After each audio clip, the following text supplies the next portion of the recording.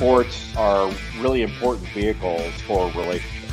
We have purpose. We have a why. We bring people together. We connect. I feel like God is our greatest supporter and our greatest coach. Welcome to Rabbi on the Sidelines. This is Rabbi Sherman from Sinai Temple in Los Angeles. This week we are really in for a very special treat. These are three college students from around the country, from the University of Maryland, from Duke University, and from Washington University. They are college basketball players playing in March Madness in a tournament that most of you probably have never heard of, but after today, you're going to be very involved. It's the National Hillel Basketball Tournament. It's been going on for many years since I was a student at Columbia University, one of the first ones. We went to Princeton University. Now it brings together hundreds of students from around the country playing basketball, bringing Jews together, and really providing a higher purpose than just the ball. We are joined by Director Yakir Kanefsky. Yakir, good to see you. We are joined by Maddie Gans from Duke, and we are joined by Ilan Barnea, home in Teaneck right now, but from Washington University. Everybody, it's so great to have you, and thanks for joining Rabbi on the Sidelines. Yakir, we're going to start with you because you actually fit a couple different boxes. You're a rabbi's kid from Los Angeles, Rabbi Yosef Kanefsky of B'nai David Judea. Give a shout out to our neighbors on Pico. But you're also a student at the University of Maryland. Maybe tell us how you got involved in this National Hillel Basketball Tournament. The first time you heard about it, first time you played about it, and why you're the director of it today. Yeah, sure. Again, first of all, I just wanted to say thank you for having us all on, and thank you to Ilan and Maddie for joining as well, taking time out of your day. If I'm being totally honest, the way I originally got onto the tournament, I had to be persuaded by one of my friends a few years back who, was telling me that it's a good way to build skills and resume builder. But I will say that after experiencing my first National Hillel Basketball Tournament as a board member, I was really impacted by, just like seeing the amount of gratification on all the players' faces that we were helping, and knowing that, we put all this work and logistics into creating this really unique experience that brings together all kinds of Jews from all backgrounds all over the country. And, it's kind of felt like some type of way of really working for and living for a higher purpose. And that, that gratification has essentially, led me to continue being on board and eventually taking on this more executive role for this year. And yeah, we're very excited to see how it turns out. So we have a Terrapin and a Blue Devil here, the Duke Blue Devils. Maddie, let's go to you. Did you know Ilan and Yakir before this? What was the connection for you to join this National Hillel Basketball Tournament, specifically during March, when usually the Blue Devils are playing deep into March, but a different type of Blue Devil playing on the Terps campus and having a beautiful Shabbos dinner? I did not know them before this podcast, actually. I got involved with... Wait. You didn't know them before today? No. Wow, this is amazing, everybody. Rabbi on the Sidelines, bringing together the Jewish community through basketball. Welcome, Maddie Gans. Tell us. Well, I feel like that's the whole point of the Hillel Basketball Tournament, to bring Jews together. But so I just got involved because someone who works in my Hillel told me about it. She knew about it from when she was a student, and now she works at Duke's Hillel. And she knew that I played basketball, so she thought that it would be really fun if Duke brought a team and if I could kind of spearhead that and get a group together and be our captain. So that was how I got involved with Hillel Basketball Tournament, and we played last year. We won the women's bracket. Nice. And we're excited to come back this year. And how many students are coming from Duke to Maryland this year? We're bringing 8 women this year and 8 men. So great. And Ilan, yeah, we're expanding. Do you know anybody on this call, or do we just find you as well hanging out on spring break? This is my first time formally meeting Yakir. We've spoken through WhatsApp. He's we have a mutual friend, Jack Resin. Yes, Jack Resin from Sinai Temple, everybody. Also WashU. Jack was one of the first campers at our Sinai Temple basketball camp, so it's really coming full circle. But it's a pleasure to meet Maddie, and that's how Jack is really how I heard about this tournament. Him and a good friend of mine, Judah, went last year representing WashU, and I have played pickup with Jack since I got to WashU, and now he's a part of the club basketball team with me, and we play together. And I just heard stories from last year, and I told them once they came back, I said, next year I'm on the team. I want to be there. And I'm just really excited to play in I think it's 2 or 3 weeks now. So there's the play aspect and there's the pray aspect. Let me hear a little about your involvement in Jewish life on campus. Obviously, we're living in a post-October 7th world where the college campus is not an easy place to be. We get to be in our shuls, in our synagogues, and try to speak about you, but you're actually on the front lines today in a world that's a little different than when you expected when you went into college.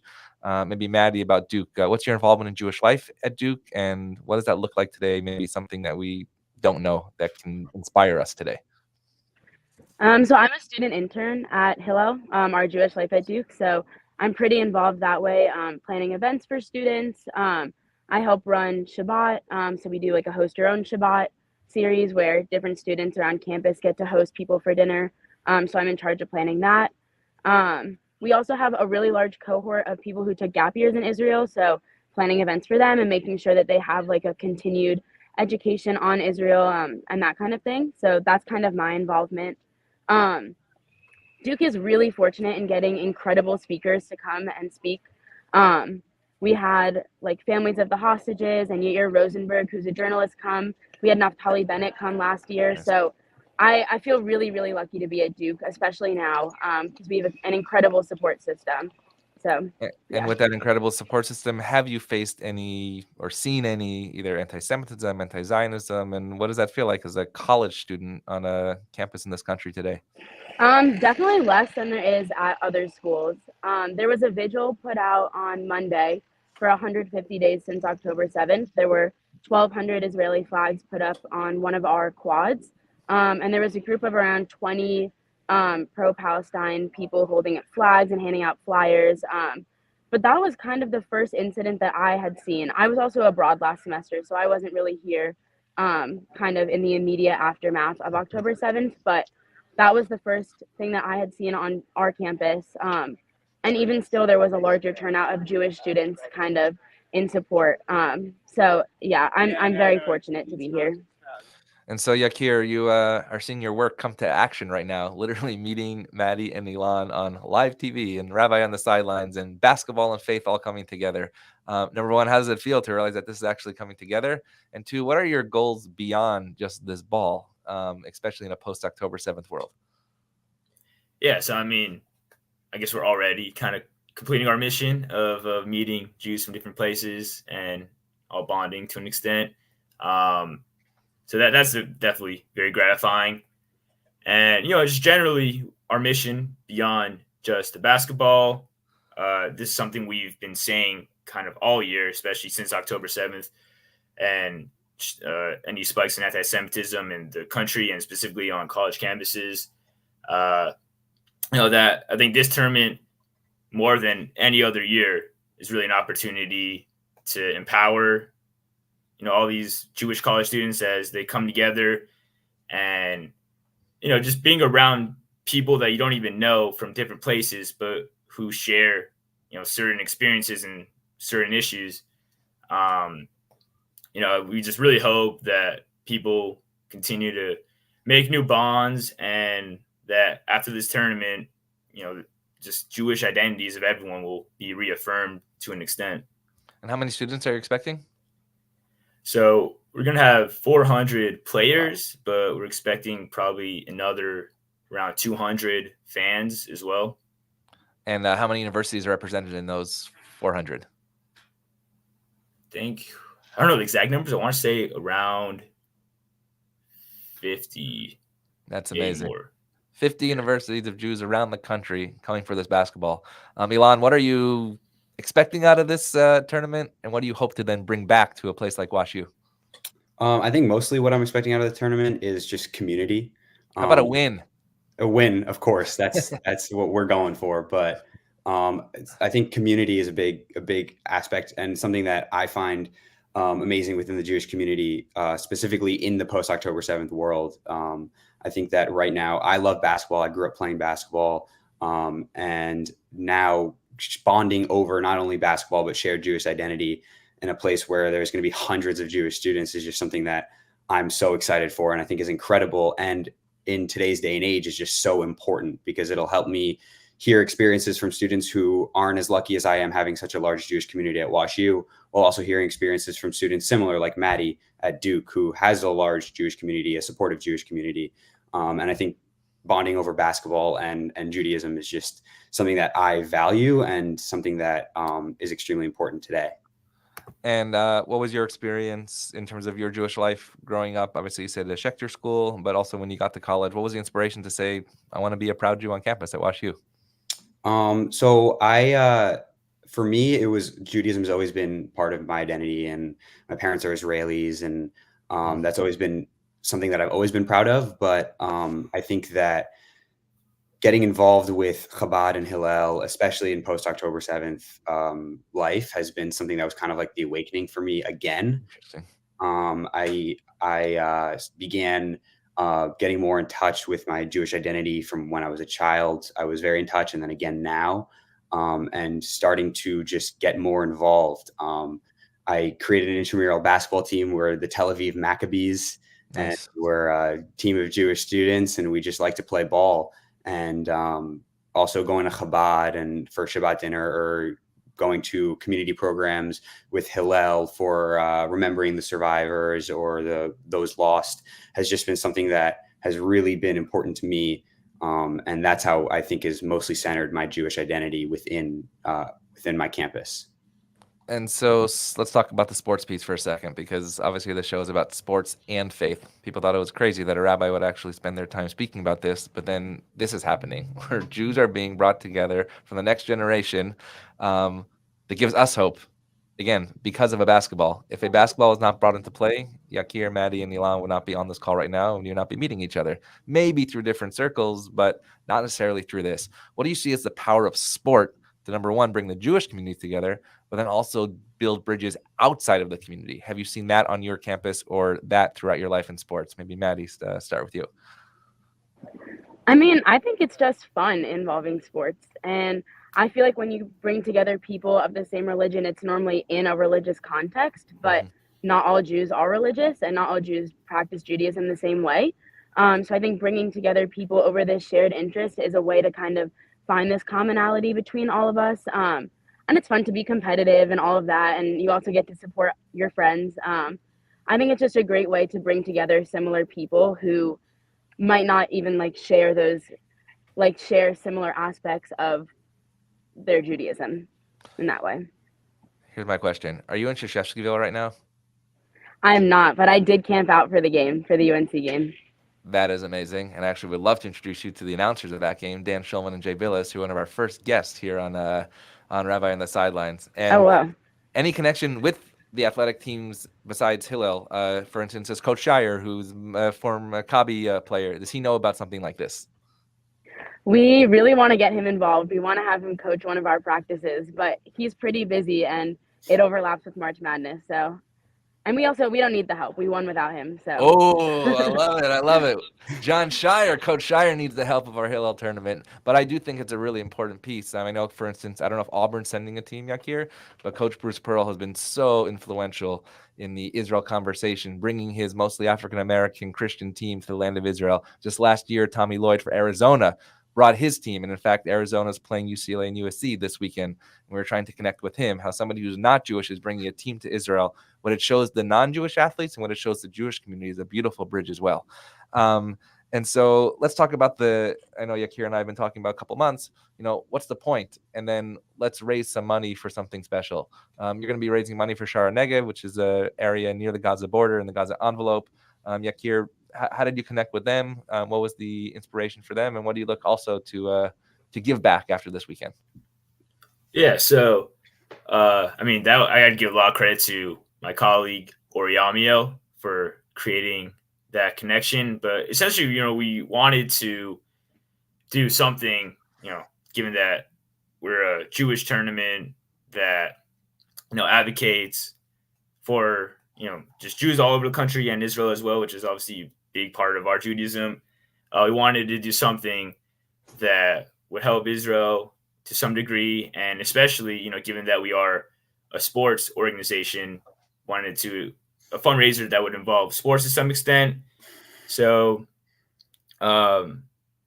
we found an organization in Shar Negev that is able to deliver sports equipment to misplaced families.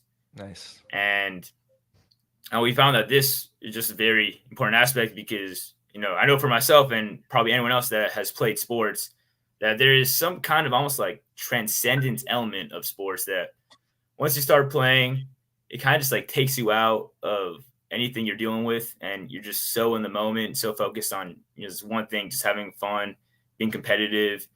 And I think this is especially important for misplaced families, especially kids who have experienced, just unimaginable traumatic events. And, the hope is that with these sports equipment that we're hopefully going to help them get, they'll at least have some type of outlet to kind of take their mind off of all the craziness and, just be kids and have a fun time.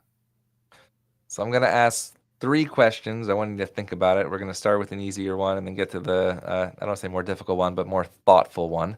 Number 1, I want everybody to go around and tell me who is your sports hero or role model that you have looked up to in your life. Number 2, is there a Jewish sports hero that you have always thought of? And number 3, we're going to do this at the end, but is there a Jewish teaching that guides something about what you're doing in the Hillel tournament? Whether it's a pasuk, whether it's a teaching from the Jewish tradition, whether it's a value. So let's start with the fun, the easier one.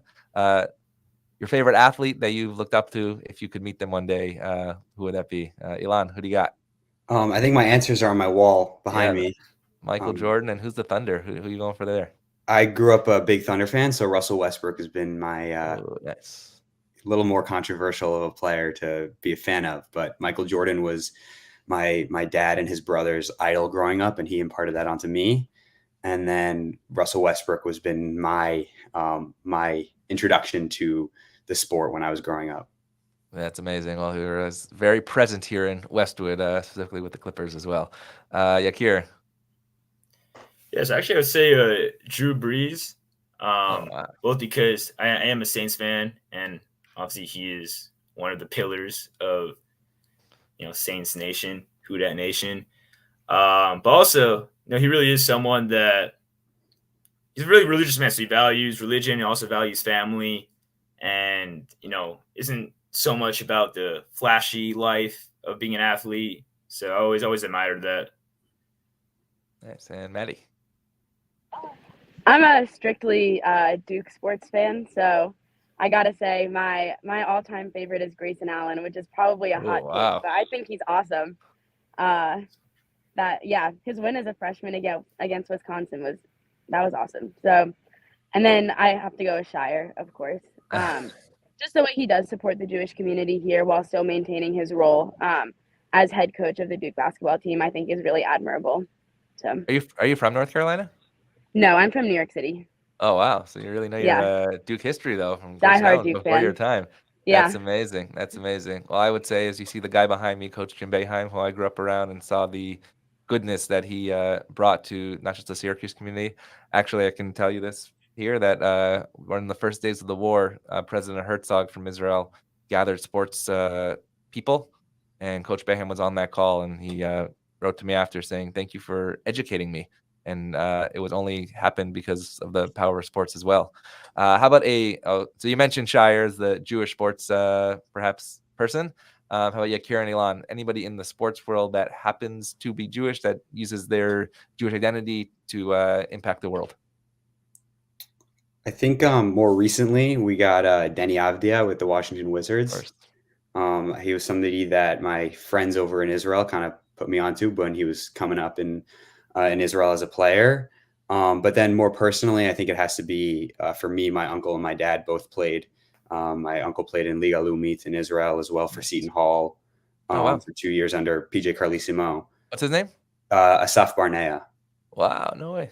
So he was playing. He growing up, it was always I would always wear number 15 in his honor. He was on the New York Times front cover like this when they won the Big East.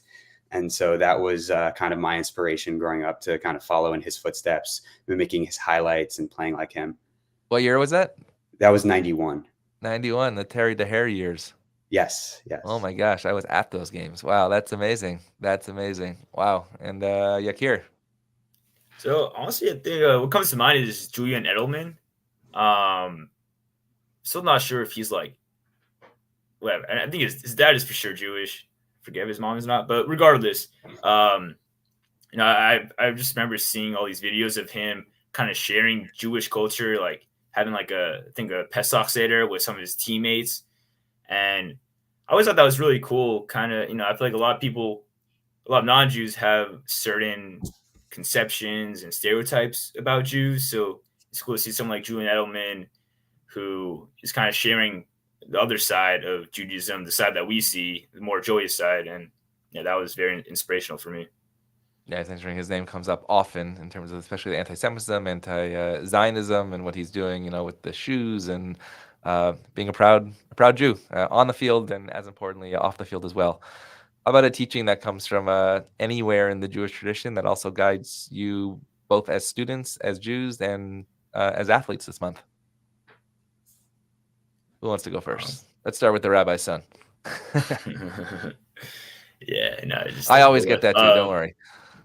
Yeah. No, I wrote my college essay about that experience, so Me too. I've come to accept it. But I hope there's a specific Jewish. Well, I guess the idea that Chelek Elokim, the idea that every person is made in the image of God. I think taking that a little bit more specific route, the whole idea that a Jew is a Jew. I feel like a lot of times in communities, and unfortunately Jewish communities also, there is often agendas or politics, and things get complicated with people who are different levels of Jewish or whatever. And just going back to the idea that a Jew is a Jew, we're all made in the image of God. I think this tournament is very refreshing in the sense that we don't really care what level of Judaism you do, what you don't do. The fact that you identify as Jewish and that you want to be part of something higher, that's all that we really care about. And just seeing everyone come together, making new bonds, reuniting with old friends, and just wanting to ball up and have a fun time. Like that's really what we're going for. Love it. Maddie?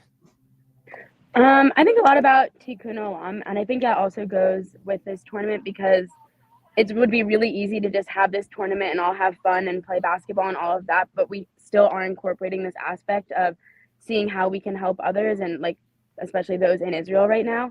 And so I think that's just another way that like is specific to Jews and that like kind of guides how we all live our lives. I'm just like seeing how we can give back and what we can do for our communities, not just what our community can do for us.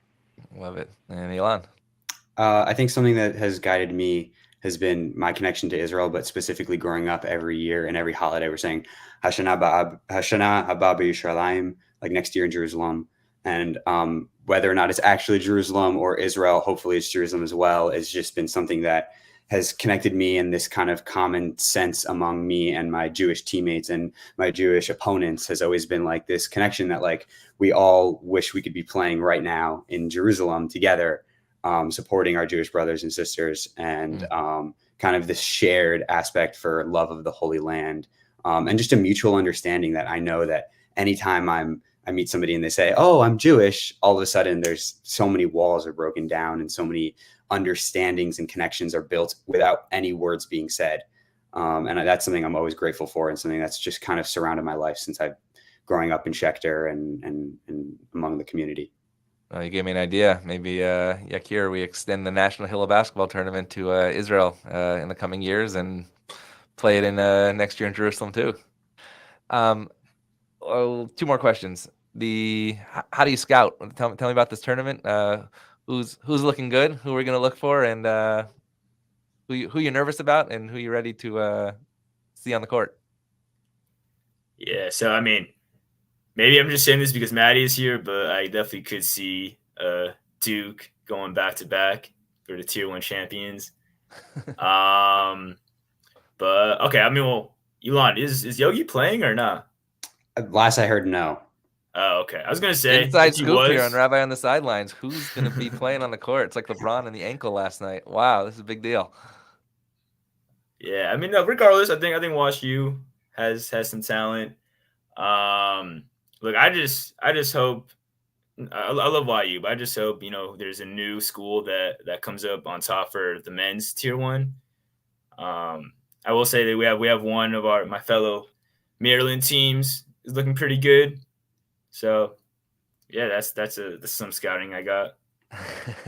And the last question. So many people are going to be there, but so many people don't know about this tournament yet. What is your message, each of you, to the students that are not involved with, number one, you don't have to love basketball to come here, right? But not involved with Hillel, not involved with Jewish life on the campus. Maybe Zohar Aviv, who's the chief education officer of Birthright, told us a couple weeks ago here at Sinai Temple that we have to change what people think about as the silent minority into the vocal majority. That often we think that our quiet voices don't matter and they're being suppressed, but it's actually a silent majority that actually needs to rise up. So what's your message to your fellow Jewish students that are maybe putting their Magen David in their into their shirt, not having their mezuzah on their door, taking their kippah off their head? What is something like you all are doing? The message to them, and also the message to high school students, because I want to send this to our high school students going onto a campus as a Jew in 2024. Ilan, you want to start with you? Well, first off, I want to say, Yakir, don't underestimate us. We got some good talent this year. But I think something I would say is that something that I had kind of awakening myself was just like, no matter how Jewish you are, whether you grew up completely secular or completely Orthodox, Hillel, Chabad, the Jewish community is always there for you. And there's just so much support and so much I didn't realize was there until I just started going to something as simple as Shabbat dinner or just sitting in the dining hall and talking with a fellow Jewish student. And that's how I built so many connections. And I started to just get involved more and more from there. Jack and I became closer, Jack Resin, through basketball, just saying, hey, let's go play pickup here. And something I would say is just embrace it. Just wear your Magen David out. I wear the State of Israel on my necklace. I wear your bring them home. Don't stop being vocal. Don't stop demanding for the rights of your people, the right to self-determination, the right to the existence of the State of Israel, and do that with other Jewish students, whether that be playing basketball, having a conversation in the dining hall, or marching on the streets. Just be proud of who you are. Love that. Addie? Yeah, I agree with that. I just think the Jewish community is so much stronger than people realize, and if you reach out for help, like someone will always be there for you. And kind of just stop worrying what everyone that you pass on the street or in your classes is thinking about you if you are like being proud about being Jewish, because that's who you are. Like you can't change that, so you might as well own it. So beautiful. And last words from Yakir.